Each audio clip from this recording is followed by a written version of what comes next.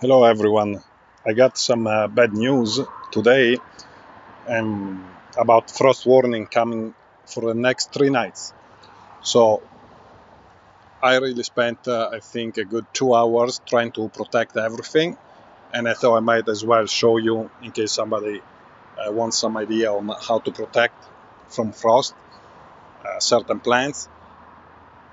I wouldn't do this if it was in the fall for the first frost. It's way too much work, but for a late frost, so when you have your whole season counting on these plants, then it's worth to spend some time, and it's also worth when you have like 3 nights. So yeah, today it took me a while, but tomorrow I'm just gonna uncover slowly, let it open for a day, and it's gonna take me maybe 30 minutes to cover everything for the night. Anyway, let's start. I have the low tunnels. Those are fine. They had the plastic already, so no big problem. Right here I have some marigolds, and they were the last one that I covered, so I just used whatever I had left, and they were just simple black nursery pots. There's few holes on them, so they really don't give much of protection, but it just made me feel better since I had them to use it and see if they're gonna help or not. On this side, for example, I have cucumbers. I have 4 cucumbers, 2 on that side and 2 here. What I did, I put an upside down flower pot, and on top of that, I put this tarp that I'm not sure what it is, if it's the one that they use for the cement or I don't know, but it's soft on one side and more like plastic on the other side. So this is gonna give a good protection, and the cucumber for sure they're gonna need it. So that's where I used it. Then let me show you up here what I did. This is another same system as the cucumbers. Right here I had a clematis that was growing really well. So I don't know how it's gonna do it with the frost, but I decided to give it a bit of protection. I undid it what I could. This was too much tangled, and I put a board on this side, some cardboard on this side, and against it I used these bags of mulch that I actually had them today. So luckily, I went to get them today, so I can use them to give it to support the structure and also protect the corner from like cold winds and things like that. So let me see. Right here, again, another kind of system improvised, but I this is where I usually grow the gourds on. It's like a tunnel. So I had gourds and I had some beans growing. I don't know if you're gonna be able to see them, but yeah, you can make them out under the fleece there. So the fleece is over them. On top of that, on both sides, I put cardboard, hold it together by this wood and plank here.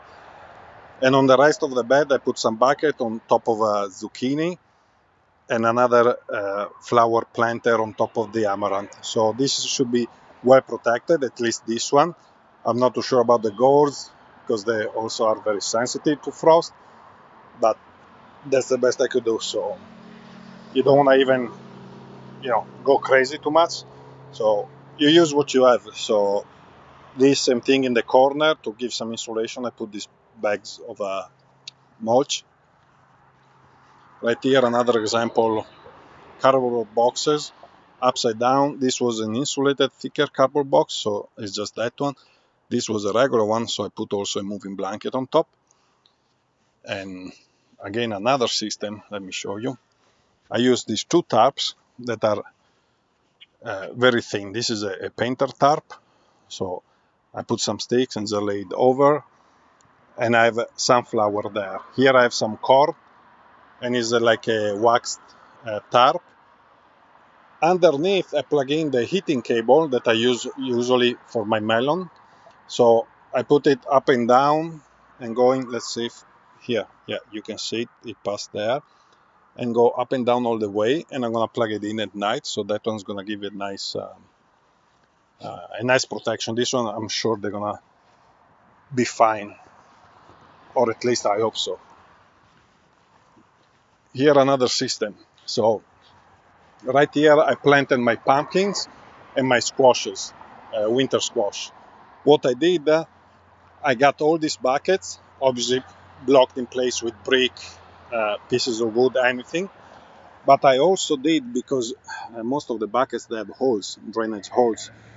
So I fill the buckets 3/4 full of these autumn leaves.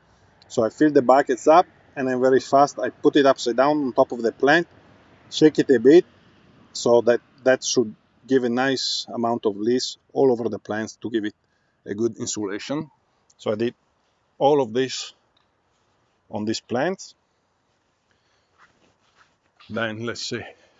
Whew, it was a lot of work, but it's worth it. It can make really a big difference. Tonight they say it's gonna go to 0, I think, and tomorrow to -2. So, and I live in a low-lying area, so it might even go to -4. It's -4 Celsius is pretty hard.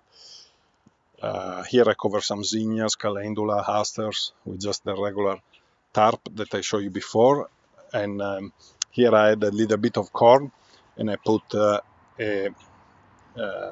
frost blanket doubled up, because it's a really thin frost blanket, and block it with this plank of wood. And another couple of things I'm gonna show you. Right there I have some beans. Again, this is another different system.